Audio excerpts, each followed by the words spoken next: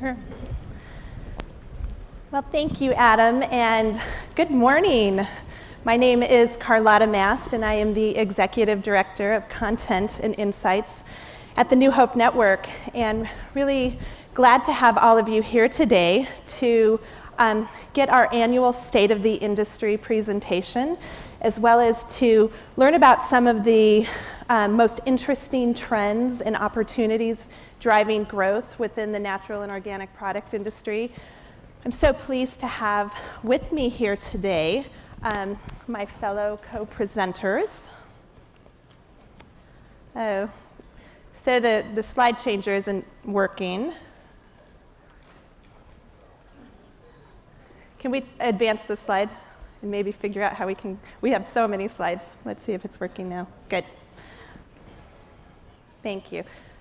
It's not a presentation without technical difficulties. We've had a couple of those, but hopefully that will be the last of that. But I'm very excited to have co-presenting with me again. We did this at Expo West, but we have Mary Ellen Molyneux, who is a managing partner at Natural Marketing Institute, and also my New Hope Network colleague, Eric Pierce, who is the Director of Business Insights. And the three of us today are going to, again, provide a brief market overview and then talk about some of the macro forces and trends that are driving growth and opportunity in the natural products industry. I'll be providing a product perspective, a product trend perspective to these macro forces. And then Mary Ellen is going to dig in with some really interesting consumer research data that really starts to explain the consumer why behind these trends and explain why consumers are buying the things they are and what we're expecting for the future. And then Eric is going to kind of pull that data together with some interesting insights that point to new opportunities for future growth for the natural products industry, as well as just some, some takeaway thoughts for us on these macro forces, on where they could be headed and what we could expect for tomorrow. Really glad to also have a team of bloggers here. We have our Expo East bloggers led by Leah Seghetti from Momavation. We are live streaming this presentation, so we welcome all of the folks who are watching from home or their offices. I think my kids got up early this morning in Boulder, and so hello to them. And so Leah's leading a Twitter party of this presentation, and so we encourage you and welcome you to join that conversation on Twitter using the hashtag ExpoEastTrends to share your own thoughts, ask questions, any questions that we don't answer in our presentation. We will definitely get back to you via social media as well. So let's start with some of the numbers, because everyone wants to know what's happening from a growth perspective with natural and organic products. So if you take the industry as a whole, looking at all product categories, food and beverage, dietary supplements, natural living products, the entire industry as a whole grew 8.9% to $180.6 billion in 2015. We added nearly $15 billion in new sales last year alone. And we're expecting, based on Nutrition Business Journal forecasts, and all of the data I will share today is based on Nutrition Business Journal estimates, we're expecting to surpass $200 billion in sales in 2017. So this is becoming a very sizable industry, continues to grow at a rapid clip. And I think that's probably why what is attracting so many new companies to launch in the natural and organic product space.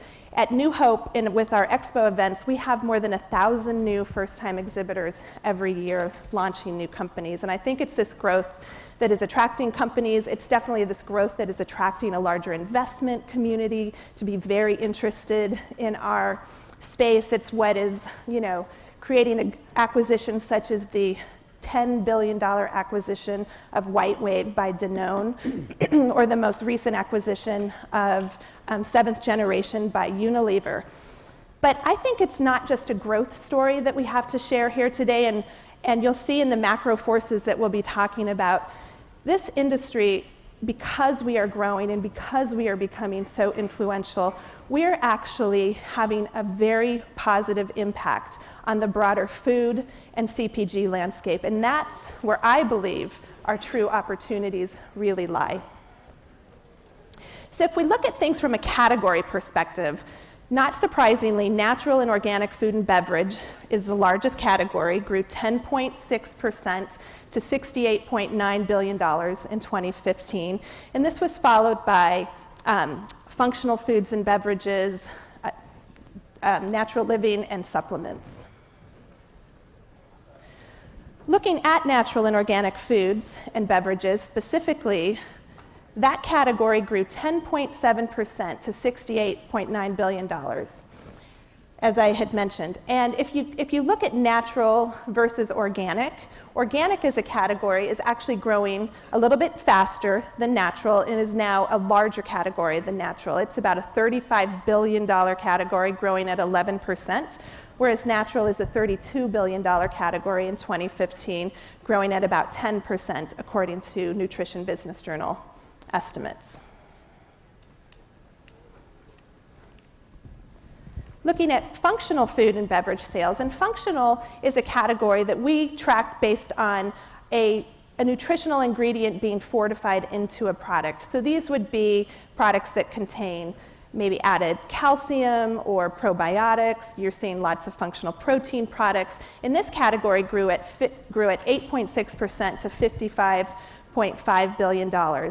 As I mentioned, probiotics is now becoming perhaps one of the most common functional ingredients to add to a food or beverage. I think when you walk the Expo East show floor, you'll see lots of products that have an added probiotic to them. You'll see frozen products, shelf-stable products, foods, beverages, and this is definitely an area of growth for functional. Also seeing continued use of added protein to products as consumers are looking to get more protein in their diet. But we're seeing that some of the more forward-thinking manufacturers aren't just adding protein in to have a large quantity of protein. They're actually focusing on protein quality and personalization, such as Healthy Scoop has a new sleep protein, which we'll talk a little bit more about later.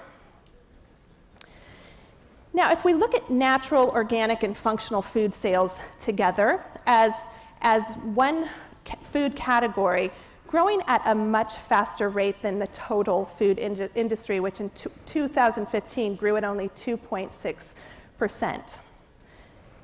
But still, as you can see from the green bar, which represents natural and organic functional foods, it's still a small slice of the overall food pie, which means there is so much opportunity to grow. And all of the trends we'll talk about today are what will help to accelerate that growth into the future. Now, looking beyond food to dietary supplements, supplements was the slowest growing of our product categories in 2015, grew 5.9% to $38.8 billion in 2015, still added $2.1 billion in new sales.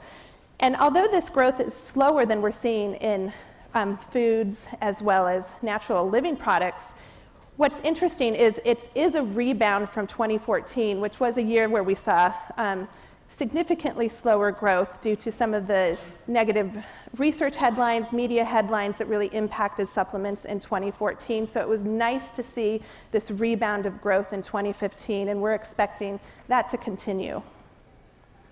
Within supplements, some supplement bright spots. Again, probiotics, also in the supplement category, are very much a bright spot, as well as sports nutrition continues to be one of the fastest growing supplement categories. The one that is perhaps most interesting, however, is herbs and botanicals grew nearly 9% in 2015, so much faster than the overall supplement category, and is being driven by increased interest in these types of products by a younger demographic, the millennials, and really bucked the trend that we thought might happen from a sales perspective. 2015, if you might recall, was the year that the New York Attorney General really started scrutinizing herbs and botanicals sold at major retailers and questioning what was in those products. And so generated tons of negative media headlines, great concern within the supplement industry, but the sales did not show any kind of slowing due to that kind of increased scrutiny by the New York Attorney General. So it's really nice to see that consumer demand for these herbs and botanical products continues to be very strong, and we're expecting that to continue. Natural living is a category that includes natural and organic household products, natural and organic personal care and beauty products, as well as natural and organic pet products. And this is one of our fastest growing categories at 9.7% to $17.4 billion. And it's small, it's growing quickly, but we're seeing lots of interest in this category, specifically among younger consumers. So this is definitely a category where we're expecting continued strong growth and continue to see this becoming a larger category within the CPG market. So to just talk quickly about where are sales of natural and organic products happening in the marketplace. The green bar represents the mass market channel, and as you can see, the mass market retail channel really does dominate sales of our products, particularly in the natural, organic, and functional category. And this isn't surprising. Costco, as you may have heard, is now selling more organic products than even Whole Foods Market. And they're now selling more than $4 billion of organic fruits and vegetables alone. Their consumer demand for organic fruits and vegetables is growing so quickly that they're having trouble keeping up with supply. And so they're actually now partnering with some of their organic suppliers to be able to meet that consumer demand. So we're seeing lots of demand for organic in the mass market channel. And again, one of the major drivers of this is that younger consumer base that is looking for organic. They've grown up on organic and natural products, and they're expecting to find them in the stores that they shop. Now, the fastest growing channel, however, is the internet channel, which is probably not surprising to you. It's growing at nearly 15%. And this is being driven, of course, by Amazon. You know, most early stage brands and all mid and large size brands are available via Amazon. But it's also being driven by interesting new e-commerce retailers such as Thrive Market, which are trying to take kind of that Whole Foods meets Costco subscription model to make natural and organic products more accessible to more people and reach markets that maybe haven't had as much access to natural and organic. So internet is definitely a place to watch. It is growing so quickly. But I would be remiss if I didn't say, from just an industry standpoint, the natural channel continues to be one of the most, if not I think the most important channel to be continuing to support and launch our products into, because again, these natural product retailers, from the beginning, the birth of our industry, they've really been the gateway to these products. They've been the ones educating on these kinds of products. They're looking for new innovation to bring to their consumers, and they're going to be the ones that help you build your brands from a person-to-person, word-of-mouth perspective in a way that mass market and internet simply cannot do. So that's the data. Now we're going to dig into some of our macro force trends. We've picked 3 macro forces that we wanted to talk about. These are different from the macro forces that we talked about at Expo West, and these really represent macro forces that are very aligned with some of the conference themes that we've been very focused on here at Expo East. And I'm going to just provide a little bit of product trend perspective to these macro forces, and then we will share some consumer data and some research or some insights and conclusions on these macro forces as well. And I'm excited to talk about these macro forces because, again, I think these 3 in particular represent our industry's ability to positively impact food and CPG. In a way, they make the business case for us being a conscious industry, which we very much are, but even strengthening that conscious approach. And they make the business case for the kinds of things you can do as a company to really address things like climate change, which is something that we are very focused on at New Hope Natural Media. So our first macro force we call a climate of change. And these macro forces are ones that we developed as well in partnership with Sterling Rice Group for the next Natural Products Industry Forecast 2017, which publishes right after Expo East. And This is a macro force, again, that is something we're very focused on at New Hope, one that is of focus here at Expo East. And if any of you, hopefully most of you were able to see Paul Hawken's really powerful keynote yesterday where he talked about climate change and the things that we can do as individual consumers, as companies, to really begin to not only slow global warming, but actually reverse global warming. And everything he talked about is very science-driven. It's from his organization, Project Drawdown. And food, as he noted, food is the focal point of many of the top solutions to climate change. And this is something we really haven't talked a lot about. Food can either be part of the climate problem in terms of conventional agriculture and some of the things we're doing from a land use perspective, which are really driving the warming of the planet. It can be a problem in terms of our increased use of animal-based products, as well as just the vast amount of food that we waste. It's certainly a victim to climate change because climate is changing our supply chains, and those of you who make finished products, you know that supply chains are being changed by global warming. But again, food can also be a powerful solution to climate. And so 3 trends that are really connected to this climate of change macro force. The first is the plant revolution. So whether it's for heart health, climate health, ecological efficiency, or animal welfare, plants are fast becoming man's best friend. And it's a good thing because, as I noted, animal product consumption is connected to climate change. And one of the top solutions to actually addressing and reversing global warming is related to decreased use of animal products and increased use of plant-based products. And we're seeing so many new innovative products. You will see so many at Expo East. These are just 3 of them that make eating more plant-based products really easy, really delicious, and very nutritious for consumers, even those who are not specifically vegetarian or vegan. This is creating accessibility to plant-based products that we've never seen before. Regeneration is another trend that we think is really interesting. So as I noted, organic as a category is growing quickly. We're seeing more certified organic products, but we're also seeing companies look at how can they be certified organic, but also do more things from an agricultural perspective to really take care of the land, make the land better off than it was through regenerative agriculture and other practices. So it's looking at, again, this regeneration of the land, and as we're finding, it's also an amazing way for these companies to stand out. So a great example is Lotus Foods, been in the marketplace for a long time, very successful brand. And as Paul Hawken talked about yesterday, their system of rice intensification is actually representative of the #1 solution to the climate change issue, because of how they use the land and how they're able to really efficiently grow more rice, which is the top crop, I guess, consumed across the globe with less land.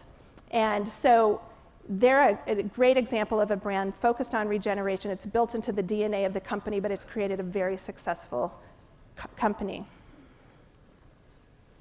Feed Me is the 3rd trend connected to this climate of change, and this is really looking at how do we feed more people with less land and less water, and we will do that through multifaceted innovation, really incorporating the best of the innovations and technologies and solutions that are available to us. And this has certainly come to life in the marketplace over the last few years with the growth in insect protein products. 6 Foods, Chirps chips are just one example of the growing number of insect protein-based products on the marketplace that are looking at a more ecological way to get protein into our food system without having to use traditional animal products. But you're also seeing companies utilize algae-based protein, such as this new brownie mix from Enjoy Life.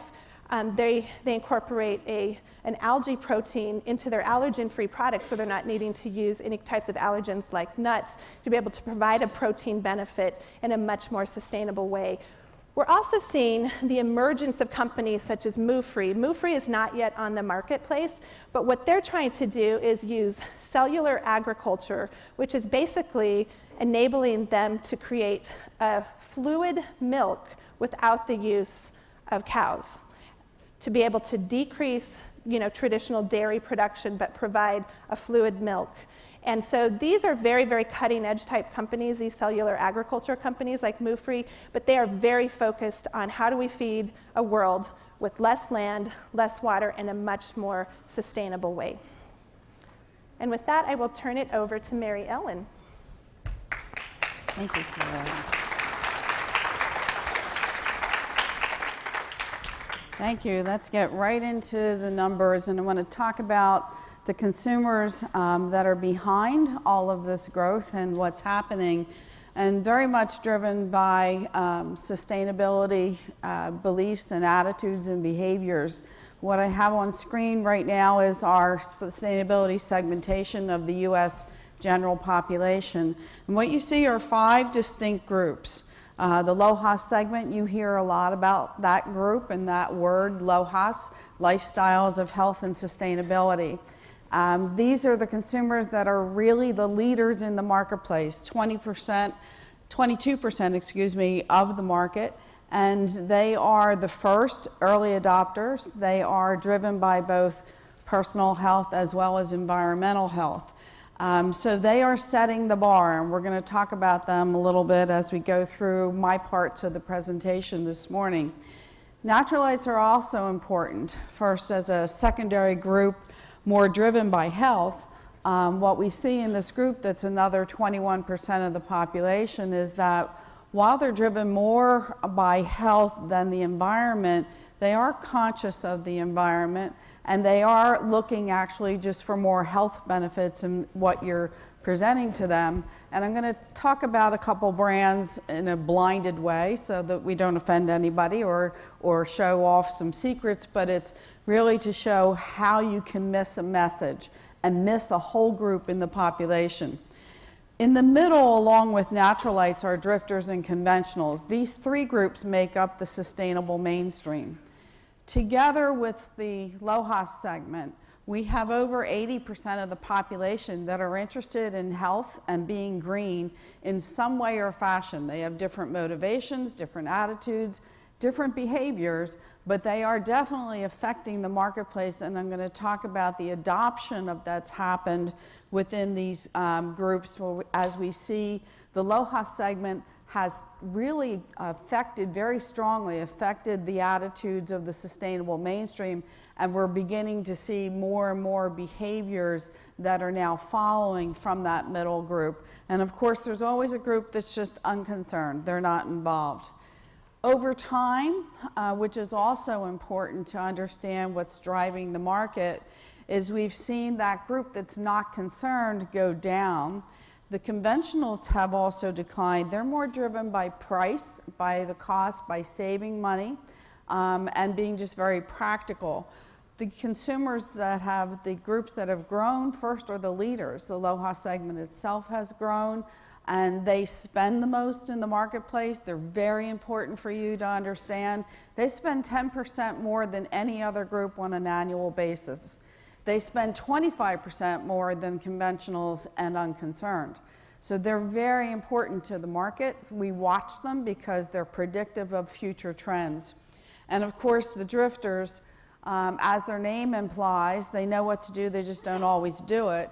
They are also tend to be a lot more millennials. This is a psychographic segmentation, but it happens to be that that's where a lot of millennials fall. And we watch that because we hear a lot about millennials today. They're very aspirational, but they're not always behavioral, and that's something important just to remember.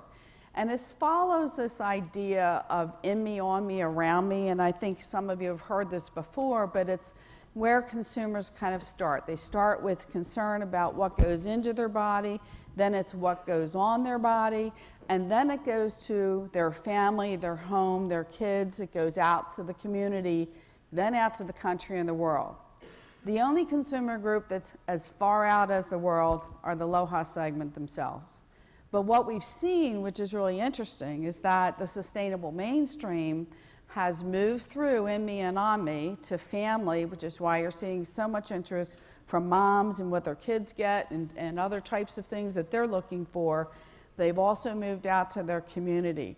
Now, they're still pretty much centered in on what's really immediately around them, but we see them moving. And as we start to talk about this climate of change more and how we engage, we need to think about the sustainable mainstream a lot, because that is the future.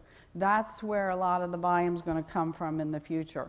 And as we look at organic and ask consumers, how do they think about organic?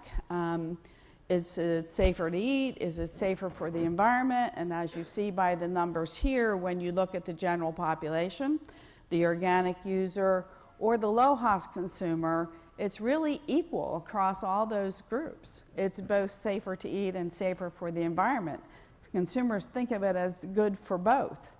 That's a good thing, because it allows us, first of all, there's a dual impact, but it allows us to really move forward with some other things. And we see some differences in depending on how you ask consumers. So the importance of a store having foods that are grown on with sustainable agriculture. Well, in the general population, it's 59%, but with low-cost consumers, we're well into the 80s. So we see some of the background of how low-cost consumers are so far ahead of the rest of the population. But we've seen really good, significant increases in the belief in organic. First, that it's safer to eat, moving from 41 to 50%. That it's more nutritious, moving from 35 to 45%. That it's fresher and it tastes better, also moving up. All of these are significant changes, and this is just in the general population. When you look at that amongst and break it down by low-cost and sustainable mainstream, it really shows some growth and some really significant differences. What's happening with vegetarian is really unusual. We can see the change over time here, that anyone that considers themselves a strict vegetarian or an occasional vegetarian, or they say that they're eating a lot of vegetarian meals, all of them have grown. But significantly, that 30% that say I eat a lot of vegetarian meals, or the 30% that say I'm trying to cut down on meat consumption, also showing much higher behavior from low-cost consumers, has all led to this plant-based protein craze that we're in right now, and the acceptance by the sustainable mainstream. So low-cost consumers are already there, but the sustainable mainstream is now picking this up and realizing it's okay if I just have a vegetarian meal once a week, or it's a good thing. It doesn't matter if I don't have a meat and a carbohydrate and a vegetable. That's all right. I can have a vegetable meal, completely vegetable, and I'm good. I'm also more accepting of plant-based proteins across products. So the life cycle, what we're seeing in plant-based proteins, is very, very fast, and it's really continuing and being driven by many things. So already 41% of the general population say that they would like to have more plant-based proteins in their diet, and another 20% are saying they've increased how much they're using in plant-based proteins just since last year. So we're going to continue to see it. You certainly see it on the show floor. It's like you can't walk down an aisle without seeing something about plant-based on this show floor and this year. And we're going to continue to see more and more of that as we continue within the marketplace. So I'm going to turn it over to Eric. This is for some respecting. Thank you, Marilyn.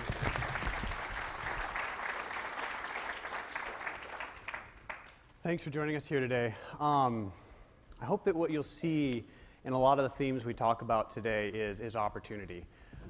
This industry is at this really exciting point. As Mary Ellen talked about, tipping to the mainstream, many of the ideas and values born on this industry. Anyways, right now we're talking about climate-friendly food, right? We're talking in many ways about the role of agriculture and manufacturing in producing food in a more responsible and efficient manner. But we're also talking about how consumers engage with the food they buy in the grocery stores. Right now, we have an opportunity that has always existed, as Mary Ellen pointed out, within the traditional, natural, progressive food shopper. But we have an opportunity to engage the mainstream consumer. We have an opportunity to engage more and more consumers in the effort to conserve the environment through the food they eat. If you think back historically, going back almost 30 or more years, we've been able to motivate consumers. We've been able to engage them in the conversation about sustainability, but we've often struggled to really give them something they can do. Think back to the concerns about the depleting ozone layers in the 1980s. We told people that they had to replace their refrigerators, the CFC emitting refrigerators, right? We said that we had to change our dry cleaners. We moved on to the 2000s and our warnings about fuel, right? About using fossil fuels to power our cars and our cities. And we told consumers, be conscious of where you're getting your electricity. We told consumers, buy electric cars, right? Or buy hybrid cars. Maybe we told them the most accessible thing we gave consumers in some ways, other than riding your bike more places or walking, was buy energy efficient light bulbs, CFCs or LEDs. These were all expensive, infrequent purchases. And in many ways, we failed to give consumers, mainstream consumers, really tangible, easy things that they could do to make a difference to climate change. Today, we're finding more and more consumers are engaged with their food. We're finding more and more consumers are willing to vote with their wallets in the grocery store and everywhere else they spend. So we have an opportunity today to engage a larger population than ever before in climate change through the 3 to 5 purchases we make every day, or the 3 to 5 times we consume food, or engage in household cleaning, or any of these other sorts of activities of things that we can buy in a grocery store. Today, a trip to the grocery store can mean thousands of opportunities and thousands of products that one can choose from in the $3 to $5 price range to engage in climate change. So climate-friendly food today gives us an opportunity to engage consumers in discussions about regenerative agriculture or the benefits of organic or local or grass-fed. All these different ways we can begin to engage consumers and empower them to take action. And these little changes can have a huge impact. Right? Carlotta mentioned the size of our industry alone, right? Just the food and beverage piece is $69 billion. But if we can grow the motivation to engage in food as an act of sustainability, to engage in food as an act of climate regeneration, we can get as big as $13.3 trillion. That's the U.S. retail and agriculture food and agriculture value chain. So think about $13.3 trillion of climate change impact that is potential that we have. What we need to do, however, is if we want to make this connection for consumers, we need to connect the food that people eat every day, the products that consumers buy in grocery stores every day, to sustainability. All of us can help with that, whether we're a manufacturer or a retailer. In order to do so, I'd make recommendations for each of you. If you aren't already, get really serious about sustainability. And I mean, look deep into your business and think about all the different aspects of your business and what stories you might have to tell. Thinking about where your agriculture is coming from, where your food and products are produced, supply chain, manufacturing, packaging, marketing. Think about waste, both your input waste in manufacturing, but also the end-of-life waste of the products that you're creating or the packaging that you're putting out into the world. Consider your impact on people, our water, our soil, energy use, our air quality, and find the story that you can tell for your business. Find the story that you can tell for your brand. Be consistent, authentic, and transparent about what you do. And in doing so, find ways to demonstrate to consumers how easy it is for them to support you and for them to support regeneration of our climate. Thank you.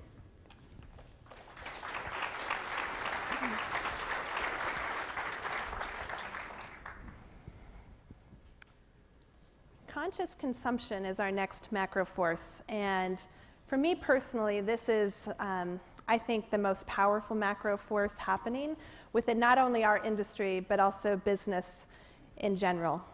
You know, as consumers are faced with seemingly infinite choices, they're beginning to look beyond individual products to actually wanting to understand the companies, the people, and the values and mission and purpose behind those products. And this is an area where our industry shines like none other, because the stories and the values fueling the best of our brands are so strong, and increasingly consumers want to connect with those kinds of values and stories.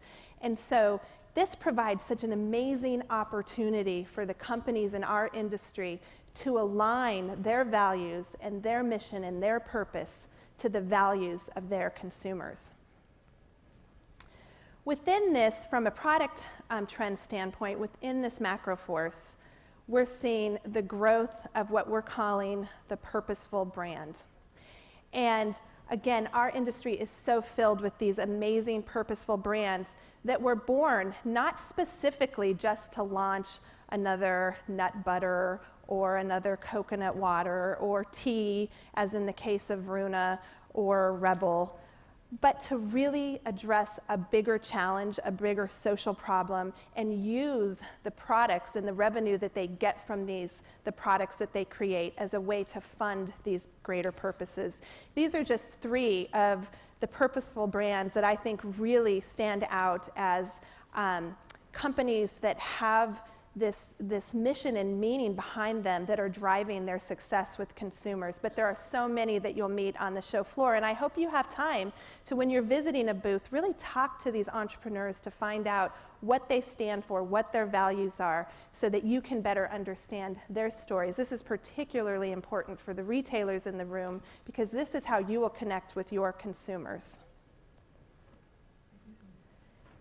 Waste not, want not. This is a really interesting conscious business trend that is focused on the food waste issue.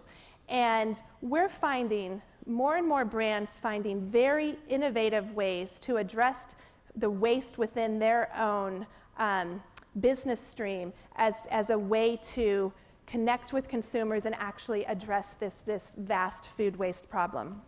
One of the most interesting companies is Forager Project. They are, as you probably know, a cold-pressed organic juice company, but they're now using a byproduct from their juicing process to actually create a new product, these Forager organic vegetable chips. And so we're seeing more and more of this really interesting way that companies are addressing food waste within their own system and creating interesting, accessible new products for consumers to also begin thinking about this whole food waste issue.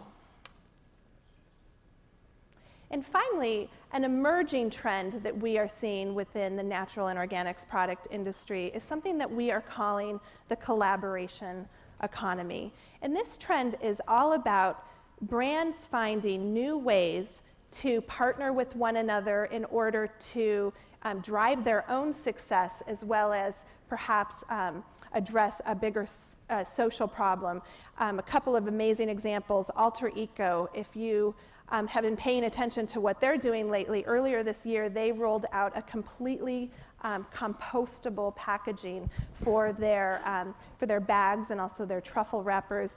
And they didn't create this compostable packaging technology on their own. They partnered with other brands within this organization called OSC Squared as a way to pool their resources to do the R&D needed to create compostable packaging, which we have been lagging behind in this industry on truly compostable packaging, and they all pooled their resources to create this for Alter Eco as well as for this entire collective. Seeing really interesting things happen between brands. Sir Kensington's another great example of this interesting collaboration happening between companies. They've partnered with a hummus company, Ithaca Hummus, to be able to use the aquafaba, which is a byproduct of the hummus production, and they use that for their new vegan mayonnaise, Fabonnaise. And so again, using a byproduct to reduce that waste to create a whole new product, but these are brands cooperating and collaborating as a way to kind of create this new kind of innovation. And a third example, which is not up here, but if any of you were at the business school, the Natural Products Business School on Wednesday, Miyoko from Miyoko's Creamery talked about, she produces vegan dairy products, and she's also been a founding member of an organization called the Plant-Based Food Association. And these are, competitive brands that came together to work together to be able to create this new association so that they can all grow the plant-based food market together. So rather than competing with one another, they're collaborating to, have that rising tide lift all boats. And I think this is one of the most powerful trends happening within our marketplace that provide you with amazing opportunities for growth in your own businesses. So let's see what's happening with consumers with conscious consumption. First of all, when consumers are aware that, and when they're given a choice for a product or service, and they're aware that the company has values like their own, they're more likely to buy from them. And you can see in the general population, that's already at 45%. Among millennials, it's the highest, and you're going to see a little bit about millennials as I go through some more slides here this morning. Some very high ideals, which is great for our future as an industry. And we see also that they're more likely to buy products from companies that donate to worthwhile causes. So they're looking for avenues. They're looking for companies somewhat to do it for them, but it's more about leading them, and it's leading them to know that their purchase is going a little bit beyond just feeding the company coffers, that the company is doing more to actually extend that value to other people that are in need. And all of those things, when consumers know that you're mindful of the impact that you have on society and on the environment, not only are they more likely to try your products, and you can see that these numbers increasing since 2009, every one of them have gone up. So trials gone up, purchase has gone up, influence has gone up, and they've become less price sensitive. So even at the time that we have gone through all of the reverberations from a very hard recession, consumers now are actually coming back, and they're spending, and they're willing to spend more with companies that have these values. So they're looking for you to talk to them about them, and it's really important for your conversation to be authentic, genuine, and open and transparent. And I know you've heard those words quite a bit, but I think you really need to think about your messaging and also find out how your messaging is testing with your consumers. Is it believable? Does it lead them more into the purchase, or does it lead them to more questions? And we found some unfortunate ones that have led to more questions, and where it's really not happening with consumers. This is an example of a CPG brand. I'm not even going to tell you the category, but I just want to show you what their causes were, what their initiatives were within social and corporate responsibility, and also environmental responsibility. So they have fair trade purchasing practices. They were one of the first to be non-GMO and support GMO labeling. They are responsibly sourcing their packaging and use paperboard packaging that's FSC certified. They talk to consumers about protecting the forests and wildlife, etc. Now I want you to see how this resonates. These same ideas are resonating with the leaders, the LOHAS consumers. So in every case, their initiatives are backed by the LOHAS segment's very high agreement with, I'm more likely to buy a product with fair trade certification. 60% belief from LOHAS consumers. They indicate that GMO-free is very important in their food and purchase decisions, 60%. And they recognize the forest certification, the certification forest stewardship seal at 28%. And that may not sound high, but let me tell you, that's much higher. That someone that recognizes FSC is much higher than the general population. So the causes and the initiatives that they're using are aligning with these LOHAS consumers. So now what happens to their sales? So this was an analysis that we've done with our partnership with Nielsen and actually using home scan data to prove out the value of sustainable initiatives. So as you look on the colored columns, that is on the left is all food, And on the right is this particular brand, which I'll call brand A today. And you can see the breakout of the percentage of dollars, the dollar volume and actuality that's coming from each of the segments. But what's most important are the numbers in the middle. And as you look at the numbers in the middle and understand, so at the bottom here we see for brand A, 25% of their dollar volume is coming from low-cost consumers, and 27% is coming from drifters. But what's really key is that as you look at the segments, first you see that 152 at the bottom in red. That's absolutely key because it's telling you that low-cost consumers are spending in this brand are spending 52% more than their fair share by their size in the population. So they are contributing highly to this brand. The other three segments at the top, unconcerned, conventionals, drifters, are contributing at their fair share. When the number is closer to 100, that means they're contributing the fair share based on their size in the population. Now look at the natural lights. 64, it's hard to see my numbers up here with the lights, so 64. And as you see that, that's an under index. There's a big caution. As soon as I saw this for my client, I said, help, what is this? Because that tells me that they are spending 36% less than their fair share on this brand by their size in the marketplace. And so what's missing? As we go down and we really looked at the products and looked at what was happening and looked at all the messaging that was being done at the time that this analysis was done, there was a lot of messaging around sustainable practices and fair trade and non-GMO and packaging. What was missing? A health message. Natural lights, if you remember in the beginning, relate to health first, environment second. So the health message wasn't getting through, and it was an adjustment that just needed to be made in corporate communications so that they don't underserve a very strong segment that is oriented towards these types of products. So it's just an important lesson to consider, one to watch. You know, when consumers talk about waste, this is something that's really just coming into their consciousness.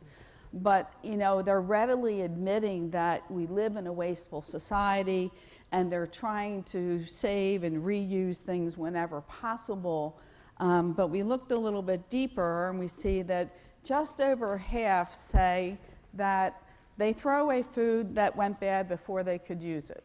They are aware, they're watching, and about a third have started to compost. So they're composting yard waste or composting kitchen waste. This is really just beginning, this whole idea of food waste, but I see it as one in the future because consumers are really connecting well to the idea that we need to feed the world, and this is one way that we need to watch. One way where we can use food more economically and in a more reserved way that we don't waste it. And when they talk about who they want to do this, when they want sustainable action, they want environmental action, they want collaboration, they want things done for society and environment, and we ask them to rate all these different entities that you see on the screen right now. So the first one in green, the first bar, is who do you think is the current leader in protecting society and protecting the environment? And of course, they say themselves. They think they're doing it. And who do they think is doing it much less? Look to the middle at 9% for corporations and only 14% for the government. They do believe nonprofit organizations are somewhat doing it as well as volunteer groups. What we ask them who should be doing more, they still say they should be doing more at the same way they rate themselves for currently being a leader. So they are taking responsibility, but it's very clear when you see 50 and 60 percentile that they're expecting government to do more and they're expecting corporations to do more. So as we know that we live in a very selfish society, and a lot of self-centeredness, as you think about that world picture I told you about, in me, on me, around me, As consumers are just gently starting to move out away from themselves, this idea of collaboration and how do you collaborate with consumers to get them to do more and to get them to collaborate with you as a corporation or you as a nonprofit, NGO, whatever your status might be. I think there's some important work to be done there to engage consumers more, and I know that Eric's going to give us some suggestions. Very good. Thanks, Marilyn.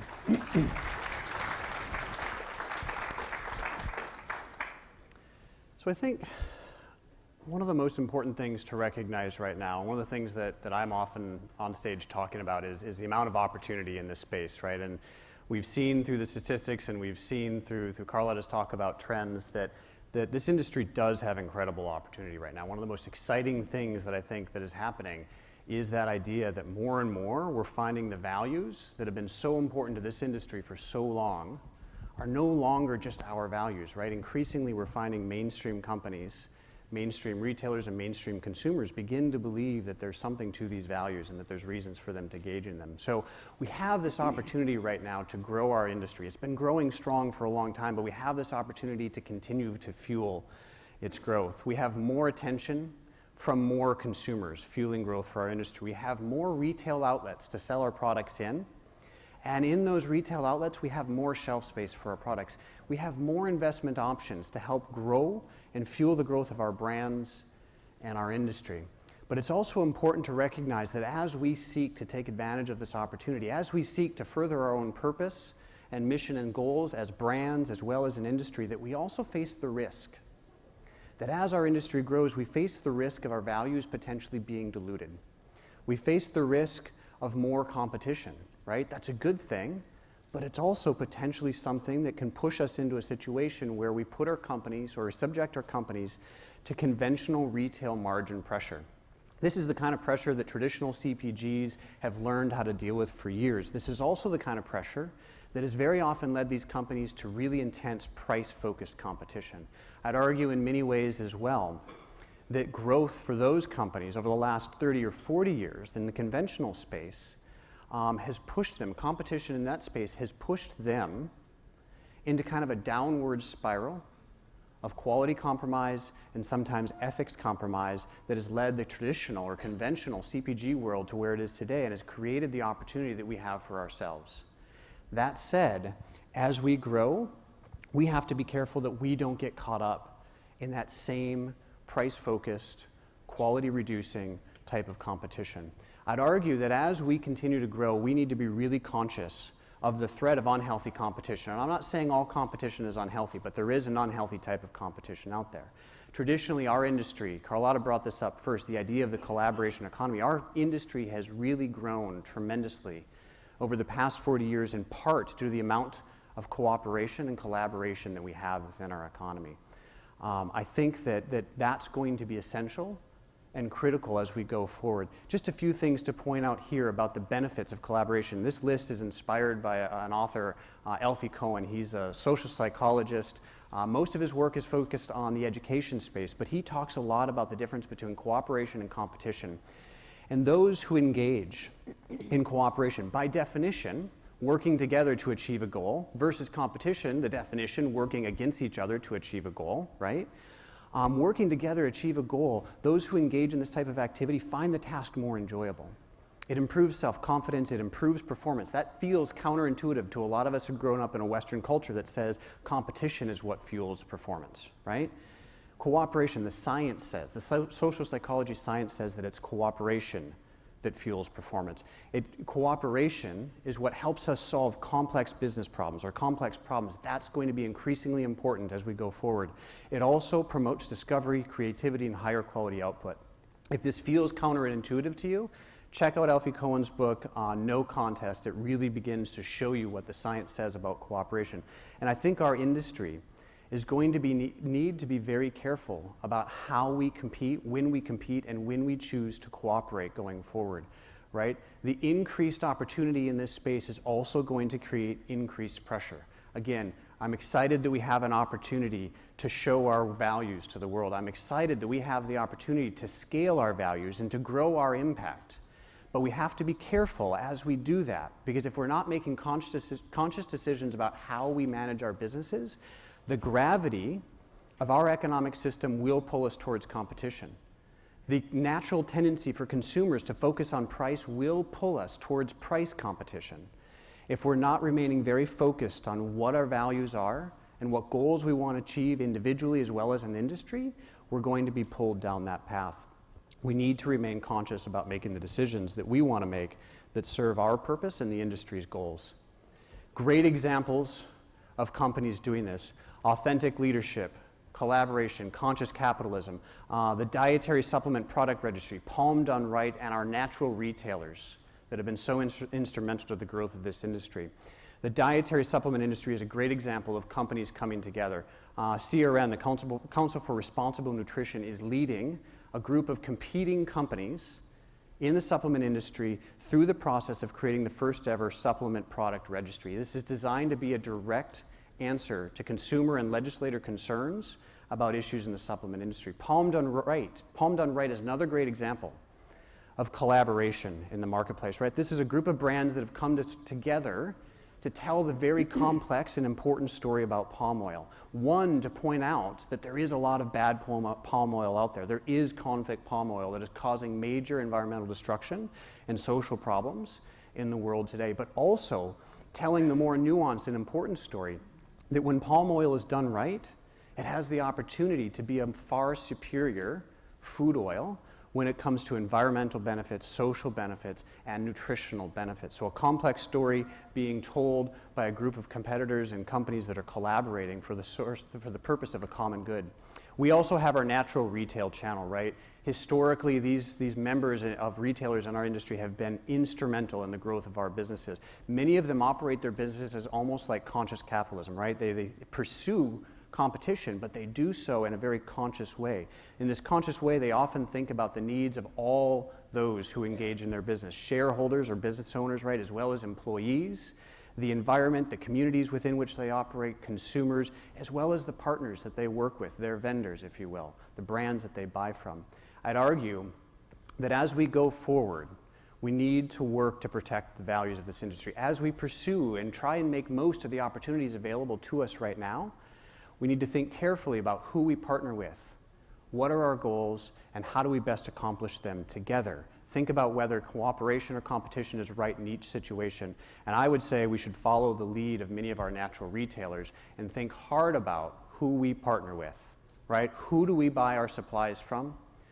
What retail shelves do we want to be on? What brands do we want to put on our retail shelves? We need to think hard about who we share our goals with, because as we increase our ability to sell to mainstream consumers, we also have to remain extra focused on what it is we want to accomplish together. Carlotta?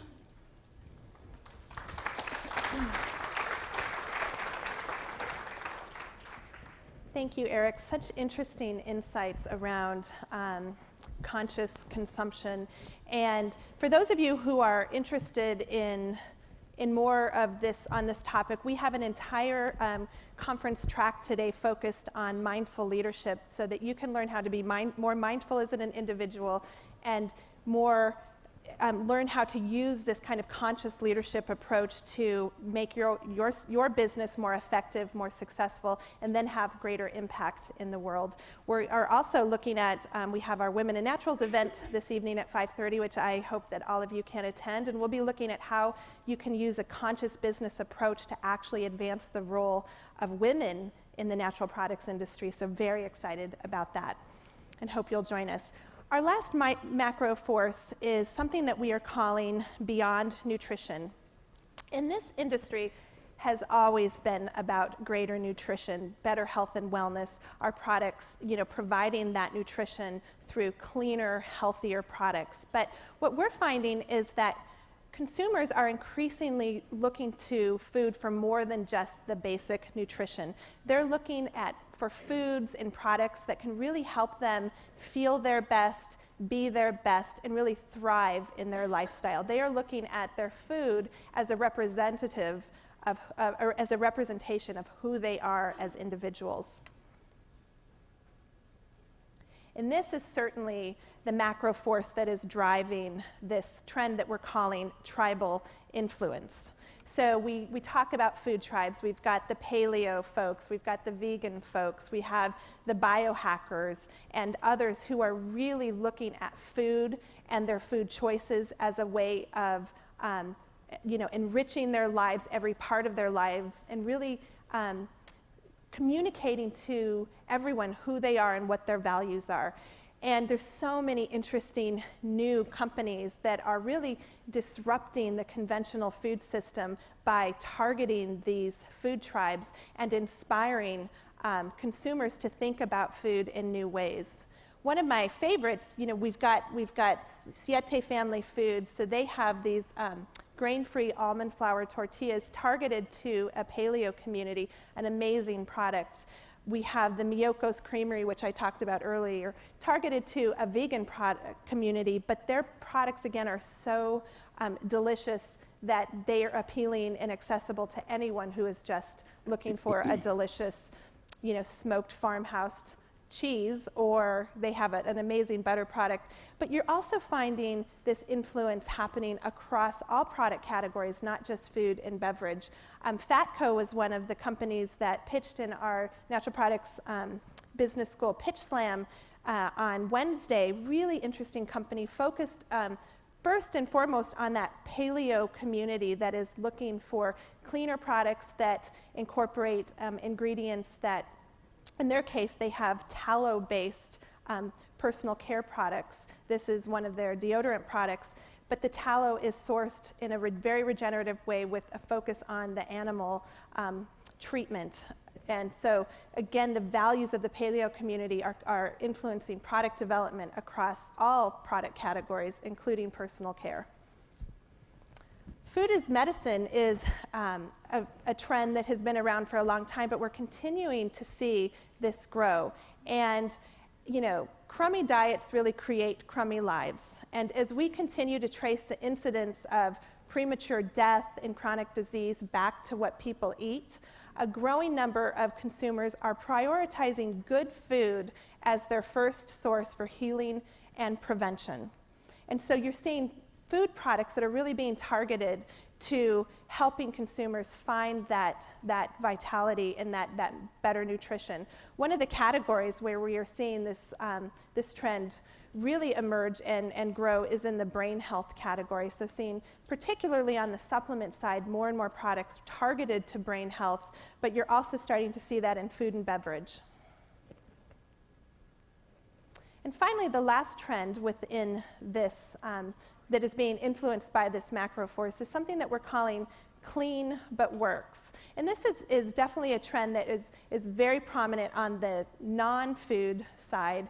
And we wanted to include this because consumer concerns about chemicals may be on the rise, but consumers still expect their cleaning products and their beauty products, their sun care products to work, and they don't want to sacrifice efficacy for a clean ingredient list. So you're finding companies that are able to improve the efficacy of their products, but still provide a very clean, safe product. A few examples here, Goddess Garden Organics, they've been on the forefront of mineral sunscreen for many years. So really providing an alternative to chemical sunscreens that really work for consumers.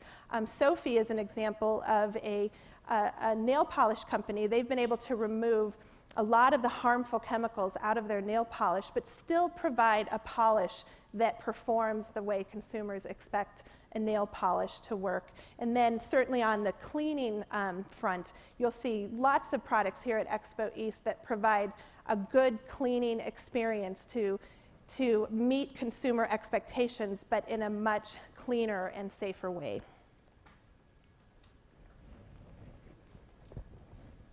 So let's continue and see what's happening as we talk about food tribes. Some of them are really still emerging, but as you see here, we ask consumers, what really are you doing with your diet? And 2/3 told us, I currently watch what I eat, and another portion says, no, I don't, 33%. And only 2% told us that they were following a special diet. When they told us that, we asked them, what was that diet?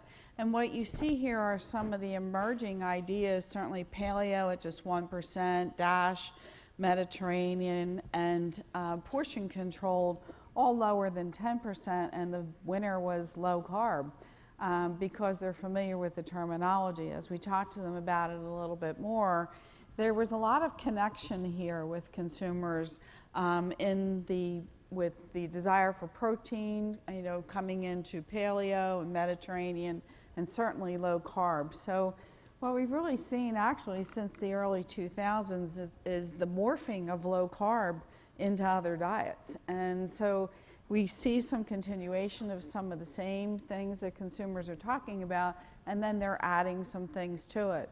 Most consumers actually make up their own thing. They make up their own diets. They don't typically follow one. So, as we think about tribes, it's important to remember to take things from them because they are showing us what's emerging, especially things like paleo and portion and Mediterranean. They've been strong influencers.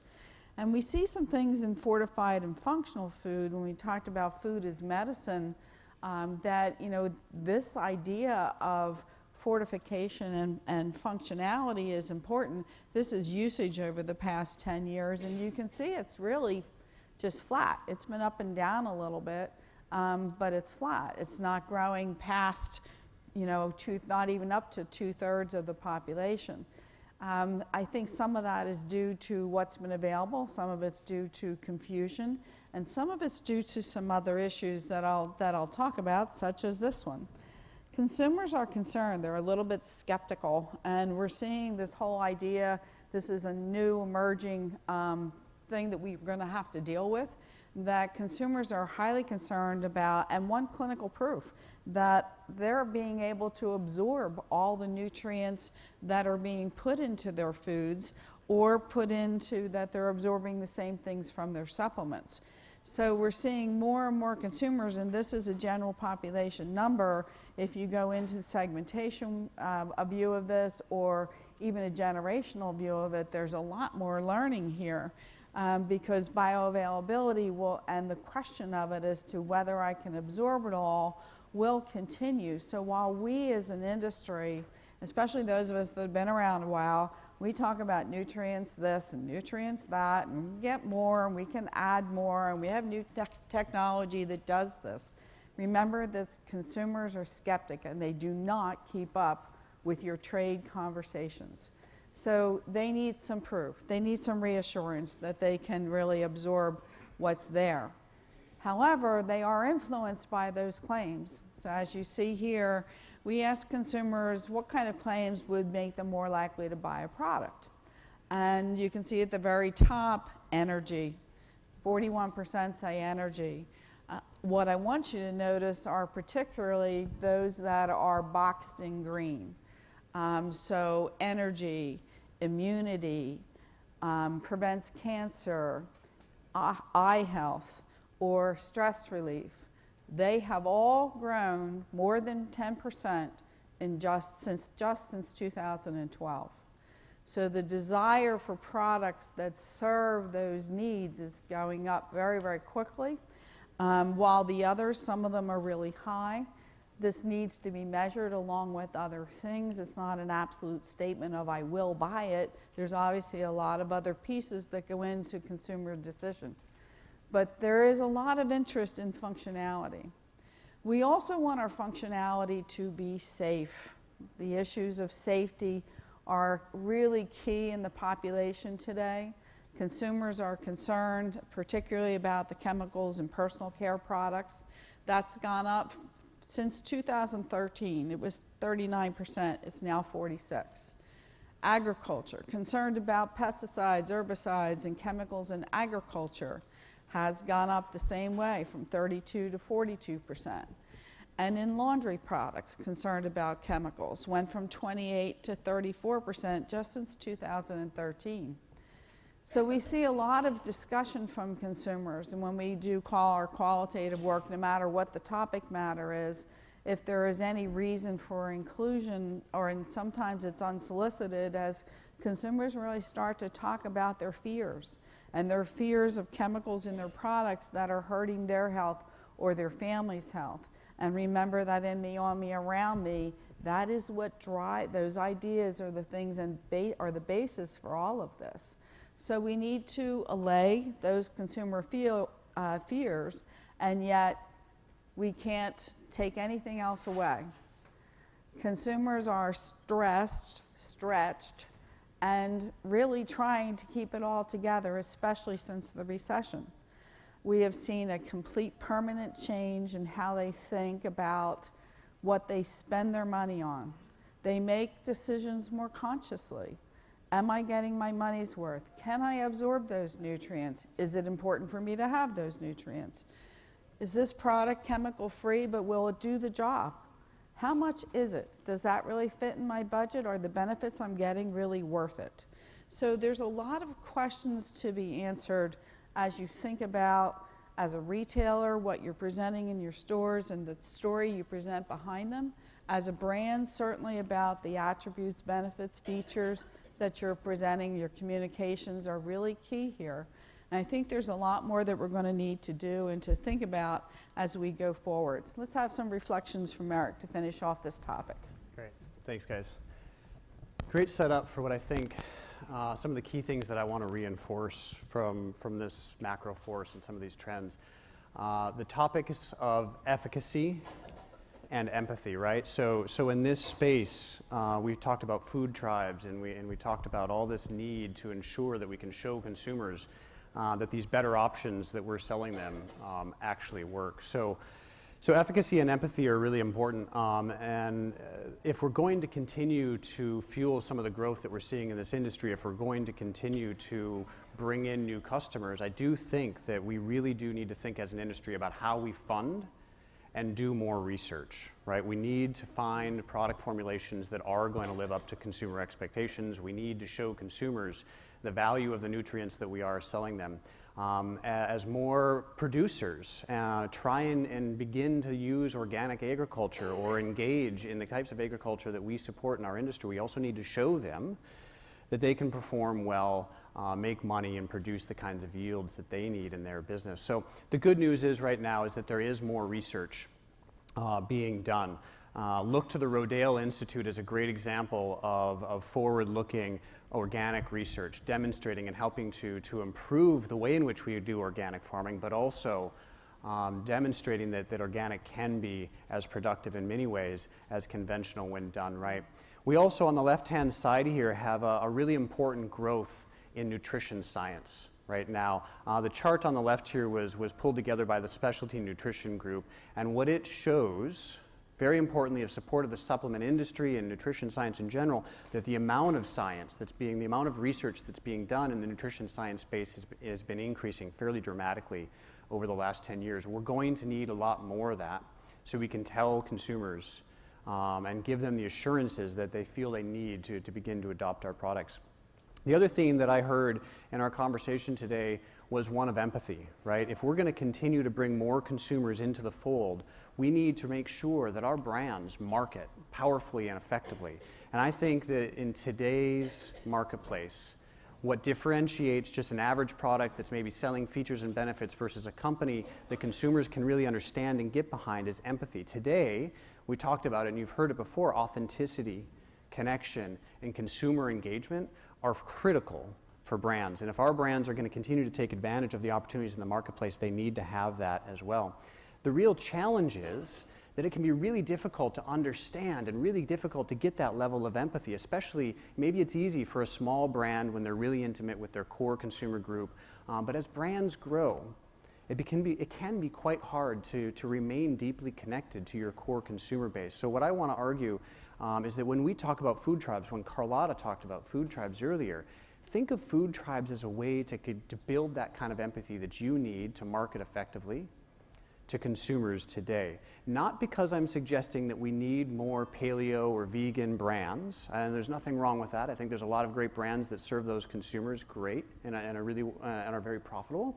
But I am suggesting that as the opportunity grows beyond our niche, that continuing to understand the innovators, the consumer innovators in our space, the paleo group, the dieters, the special food tribes, right, is going to give us the key to remaining connected to the values of the food movement, right? So in many ways, it is these food tribes that tell us what's important, that are the leading indicator, that are the leading edge. But what's important to recognize as we've been talking about this growth, as we've been talking about this mainstreaming of this value, that we can continue to use food tribes as that indicator of what's important to the food movement while marketing to a much larger audience.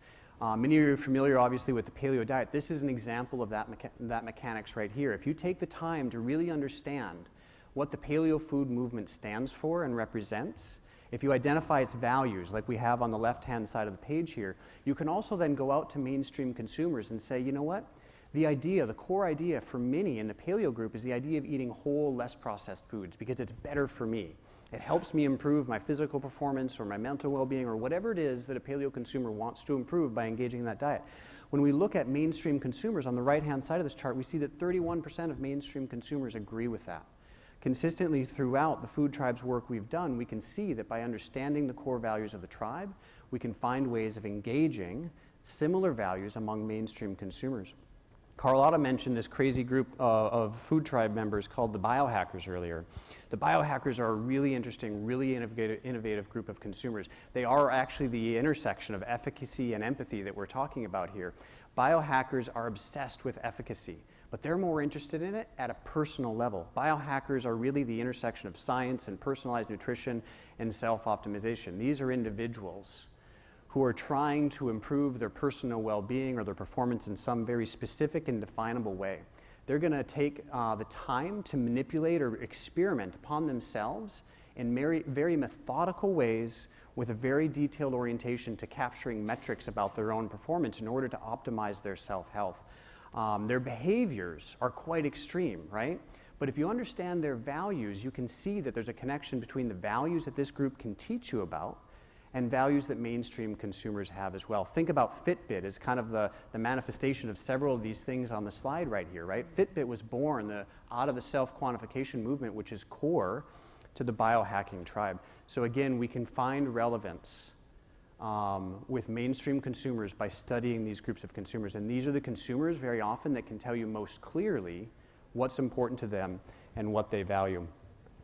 So going forward, again, empathy and efficacy are going to be important as we fuel and take advantage of further growth in the space. When we talk about food tribes, again, I'm talking about using them as a source of understanding to get to that deep level of empathy that is required to be authentic and transparent and connected and engaged with consumers in the marketplace. Once you've used that empathy, you can begin to use that to inspire innovation and marketing and how you run your business. And again, that doesn't mean that you have to market to the biohackers only. It means understand them and then use that to connect to larger opportunities and shared values among the mainstream audience. So I think what we want to do is share a few concluding words, and we'll start with Mary Ellen. Wonderful. What I wanted to share at the end here was what I call tipping points, and just to show you first that sometimes when you see tipping points, you see, you know, this bell curve, and the idea is just kind of at the top and is really ready to start rolling really fast. I'm showing this as an upward arrow because it's really my belief of where these are going to take us and how they're going to grow this industry. First of all, the growing strength and organic belief and understanding is really key, that we're seeing very strong underpinning of this maturing market. And I want to put a plug in here right now that you all get behind the checkoff program. As a researcher, as someone that's been following this, someone that's researched organic messaging and how important this is, it is absolutely key to have the money to do the scientific research that Eric was talking about and Carlotta mentioned, and you saw the need in my numbers. It is really important to have that money to be able to do it, and the checkoff program will provide that and grow the industry. We also see, if it comes up, vegetarians in all different formats. It's not the vegetarian that we heard of 40 years ago. Not at all. It is about having plant-based proteins. It's about having some vegetable meals. It's about having options. It's not about being strict or even occasional. It is really about the variety of vegetarian options that we have that can still provide the basis for life and plant-based proteins and the ability to feed the world a lot easier. And certainly we see in the segmentation that LOHAS leaders have sufficiently influenced the sustainable mainstream that we have 80% of the population in the US, and we see that similarly in other countries, who are now involved in some way. It's had such a strong effect. This one segment has had such a strong effect, and a lot of that segment comes from this industry. So we have these categories that are growing, and this is so strong now, we see that it's going to grow continually into the far future. And just a few more. We have the ROI of health and sustainability is now proven. You can prove that value, you can see that value with your consumers, understand who it is you're serving, whether you're a retailer or a brand. You need to understand and make sure you're not underserving, leaving dollars on the table because you missed one message. We're also seeing bioavailability, I mentioned earlier, as a platform that's here and very strong. That's going to continue. It's going to continue across food, beverage, and supplements, so pay attention to bioavailability. And we'll get it, there we go. And the desired attributes, as I'm going to close on this one, the desired attributes of food and beverage have tipped over to personal care, to household cleaning, to clothing, and even durables. When you think about the desire for non-toxic products, no chemicals in products, organic products, natural products, and I could go on and on with attributes across these categories. They are not only have tipped completely, but they're growing and they're here to stay. And most key is that they've left a wide open door for innovation. Thanks, Mary Ellen. So we've talked about a lot of things today, right? We've talked about the incredible opportunity of being at this tipping point for this industry. There's so much opportunity and excitement that we have for that. We've also talked about, going along with that, the risk of potential unhealthy competition if we're not making conscious choices about how we run our businesses and how we potentially cooperate to achieve our common goals. We've talked about the need for more research and empathy to continue to tap into the opportunities in the marketplace. We also have to recognize, right, so I'm sorry I'm the sobering voice today because there is so much opportunity, but at the same time I want us to recognize the broader pressure, the broader environment within which this opportunity exists, right? Right now, we are facing some of the biggest challenges that humanity's probably ever faced in feeding a growing population. Currently, our ability to feed the world is being undermined by climate change and a loss of arable land.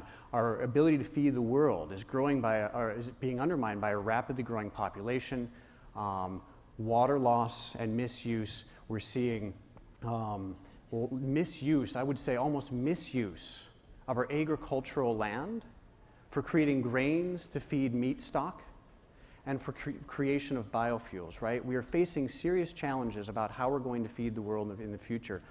Jonathan Foley from the University of Minnesota talks about and reminds us about how agriculture, the foundation of so many of our businesses, right? Agriculture is now the leading cause of climate change, biodiversity loss, and other major problems, right? Climate pollution. So we have to think about what it is we're going to do going forward as we take advantage of these opportunities. So the question at the table, right? The world is looking for a solution. The question on the table right now is how do we feed the world without destroying it, right? I don't think, unfortunately, anyone has the answer to that right now. We need to work to find that solution. And we, as an industry, have a lot of the right solutions to doing this, but we need to be a part of the conversation. We need to be a part of the solution. I believe the topic of collaboration that we brought up earlier needs to be key. I hope that as an industry, we can decide that we don't want to spend time fighting amongst ourselves, instead trying to solve these problems. I hope that as an industry, we can find the opportunities to work collaboratively with those outside of our industry to solve these problems. Because solving these problems is going to require the best of humanity, of science, and the wisdom of Mother Nature. That's the only way we're going to solve these problems. If we want to solve these problems, we need to begin to work together. We need to find common ground and maybe set some boundaries as to what's important to us and what solutions we're going to accept. For example, we're only going to accept solutions that help us improve soil quality or protect our water, sequester carbon into our soils, protect and defend genetic biodiversity in our ecosystems, and protect humans and communities in the process, right? We can't destroy the world while feeding it. But in order to do so, again, I think collaboration is going to be key. I think we need, as an industry, to be open as we grow to the idea that, or the reality that there's a very real problem to solve, and I think that we need to be open to the solution potentially lying at the intersection of the best of conventional agriculture, organic agriculture, and environmental sustainability. So just a few final thoughts. This industry, hopefully we've been able to communicate, is very strong. It's growing, and it's full of innovation, purpose, and passion. We're also positioned very well for continued growth driven by the mainstreaming of our core values and also continued innovation. And I just wanted to end with one thought that Paul Hawken closed his keynote yesterday with, which I found to be, this thought stayed with me all day, and I think it's one of the most powerful things I've heard. He talked about how global warming, climate change, which we've talked a lot about, which is becoming, I hope, more of the conversations that you're all having and thinking about, it is actually a gift for us, because it is actually ushering in the death of a wasteful society. We can no longer, what got us here will not get us to where we need to go. And it's actually kind of the birth certificate for a whole new way of conscious business and approaches to the kinds of products we bring to the marketplace that hopefully were represented by these trends we've talked about today, and hopefully represent the many opportunities we have. So I hope that you got some good insights here. Hopefully think about, the ways that you within your business can address something like climate change in a positive way, and hopefully bring more consciousness to your business and more consciousness to our marketplace to bring success to yourself, and also address some of our biggest problems facing us as a planet. So thank you very much. Thank you to our bloggers, and we're going to turn over the room very quickly, so we will actually go out into the hallway and happy to answer any questions, exchange cards, but we'll just need to clear the room pretty quickly. So thank you. Thank you, everyone.